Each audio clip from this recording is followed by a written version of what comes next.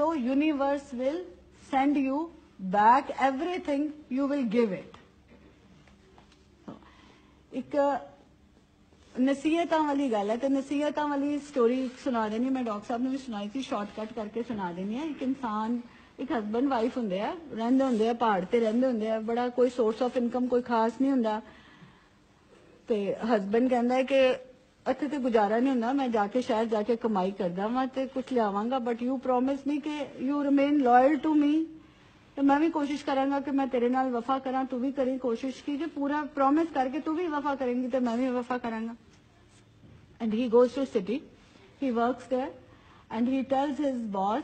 कि जो ਉਹਨੂੰ ਤਨਖਾਹ ਮਿਲਣ ਲੱਗਦੀ ਹੈ ਤੇ ਉਹ ਕਹਿੰਦਾ ਵੀ ਤੁਸੀਂ ਰੱਖ ਲਓ ਜਿੱਦਨ ਮੈਂ ਘਰ ਜਾਵਾਂਗਾ ਉਦਨ ਮੈਂ ਤੁਹਾਡੇ ਕੋਲੋਂ ਲੈ ਲਾਂਗਾ ਠੀਕ ਹੈ and 20 years he works there 20 years he works there ਸਾਰੀ ਉਹਦੀ ਜਵਾਨੀ ਉੱਥੇ ਖਤਮ ਹੋ ਜਾਂਦੀ ਹੈ ਤੇ ਜਦੋਂ ਜਾਣ ਲੱਗਦਾ ਹੈ ਤੇ ਉਹਨੂੰ ਬੌਸ ਨੂੰ ਕਹਿੰਦਾ ਕਿ ਹੁਣ ਮੈਨੂੰ ਤਨਖਾਹ ਦੇ ਦਿਓ ਮੈਂ ਜਾਣਾ ਤੇ ਬੌਸ ਉਹਨੂੰ ਸਵਾਲ ਕਹਿੰਦਾ ਕਿ ਵੀ ਜਾਂ ਮੇਰੇ ਕੋਲ ਅ ਪੀਸ ਆਫ ਐਡਵਾਈਸ ਹੈ कुछ नसीहत आई हैं या तो वो ले ला या कमाई ले ला जीवन भर की अपनी तो फैसला तेरा यहाँ कमाई लेगा या नसीहत लेगा दोनों चीज़ा नहीं मिलनगियां तेन एंड यू डिसाइडेड जिस बंदे ने सारी उम्र पैसों लिए काम किया हो व्हाट विल ही थिंक की लेगा पैसा लेगा ना ठीक है 2 दिन वो सोचता रहता तीसरे दिन वो डिसाइड करता कि नहीं मैं तो नसीहत ही लैके जानी है कोई गल नहीं देखी जाएगी जो होएगा ਤੇ ਉਹਨੂੰ ਕਹਿੰਦਾ ਕਿ 3 ਗੱਲਾਂ ਦਾ ਧਿਆਨ ਰੱਖਣਾ ਜ਼ਿੰਦਗੀ 'ਚ ਕਦੀ ਸ਼ਾਰਟਕਟ ਨਹੀਂ ਅਪਣਾਣਾ ਠੀਕ ਹੈ ਦੂਸਰਾ ਬਹੁਤਾ ਓਵਰ ਕਿਊਰੀਅਸ ਨਹੀਂ ਹੋਣਾ ਕੀ ਹੋ ਰਿਹਾ ਕਿਉਂ ਹੋ ਰਿਹਾ ਕਿੱਥੇ ਹੋ ਰਿਹਾ ਕਿਹਦੇ ਨਾਲ ਕੀ ਹੈ ਬਹੁਤ ਕਿਉਰਿਓਸਿਟੀ ਨਹੀਂ ਮਾਈਂਡ ਵਿੱਚ ਰੱਖਣੀ ਆਪਣੇ ਨਾਲ ਬਹੁਤਾ ਕਨੈਕਸ਼ਨ ਰੱਖਣਾ ਜ਼ਿੰਦਗੀ ਦੇ ਵਿੱਚ ਦੂਜਿਆਂ ਦੇ ਮਾਮਲਿਆਂ 'ਚ ਨਹੀਂ ਪੈਣਾ ਠੀਕ ਹੈ ਤੇ ਤੀਸਰੀ ਗੱਲ ਕੋਈ ਗੁੱਸੇ 'ਚ ਬਹੁਤ ਗੁੱਸੇ 'ਚ ਜਾਂ ਬਹੁਤ ਖੁਸ਼ੀ 'ਚ ਕੋਈ ਫੈਸਲਾ ਨਹੀਂ ਕਰਨਾ ਠੀਕ ਹੈ and then he doesn't give him money he gives him 3 loaves of bread he says कि 2 रस्ते वास्ते एक घर खा लो जाके पैसे ਉਹਦੇ ਕੋਲ ਹੁੰਦੇ ਨਹੀਂ ਗੱਡੀ ਬਸ ਕੋਈ ਕਰ ਨਹੀਂ ਸਕਦਾ ਤੁਰਨ ਲੱਗਦਾ ਤੇ ਰਸਤਾ ਵੀ ਨਹੀਂ ਪਤਾ ਹੁੰਦਾ ਕਿਸੇ ਰਾਹਗੀਰ ਨੂੰ ਪੁੱਛਦਾ ਹੈ ਤੇ ਉਹ ਕਹਿੰਦਾ ਵੀ ਇੱਥੋਂ ਜਾਏਗਾ ਤੇ 21 ਦਿਨ ਲੱਗਣਗੇ ਤੇ ਇੱਥੋਂ ਜਾਏਗਾ ਤੇ 5 ਦਿਨ ਲੱਗਣਗੇ ਤਾਂ every wise man will say that I will go this way but ਉਹਨੂੰ ਯਾਦ ਆ ਜਾਂਦੀ ਗੱਲ ਕਿ ਮੇਰੇ ਬੌਸ ਨੇ ਕਿਹਾ ਸੀ ਕਿ ਸ਼ਾਰਟਕਟ ਨਹੀਂ ਅਪਣਾਣਾ ਤਾਂ he goes to the long way and ਜਾਂਦਾ ਰਾਤ ਪੈ ਜਾਂਦੀ ਹੈ ਤੇ ਫਾਰਮਰ ਕਿਸੇ ਵਿਲੇਜਰ ਦੇ ਘਰ 'ਚ ਕਹਿੰਦਾ ਮੈਨੂੰ ਰਹਿਣ ਦਿਓ ਇੱਥੇ ਰਾਤੀ ਕਹਿੰਦਾ ਕੋਈ ਨਹੀਂ ਰਹਿ ਜਾ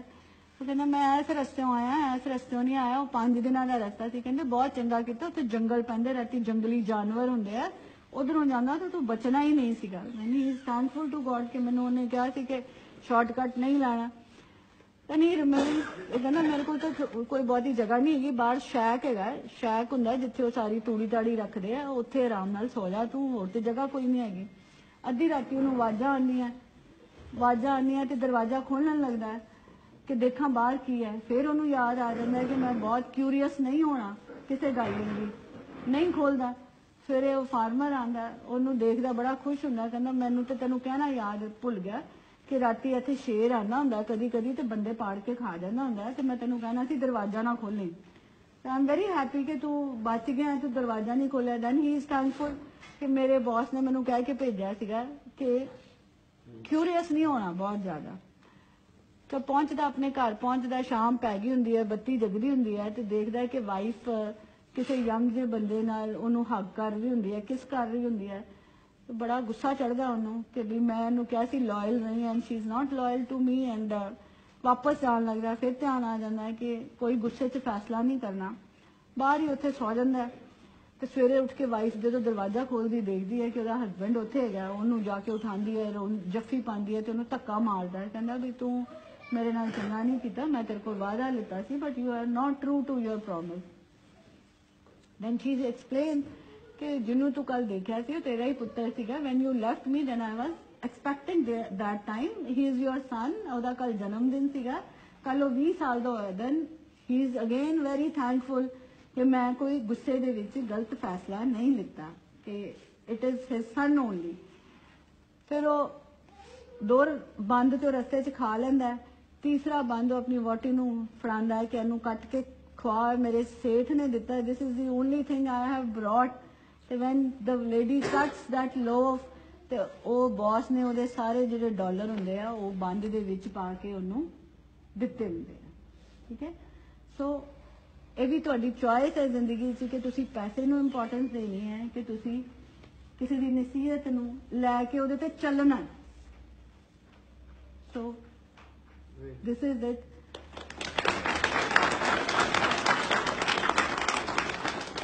तीसरी, हमेशा कोशिश करया करो, this is my word of experience from my self,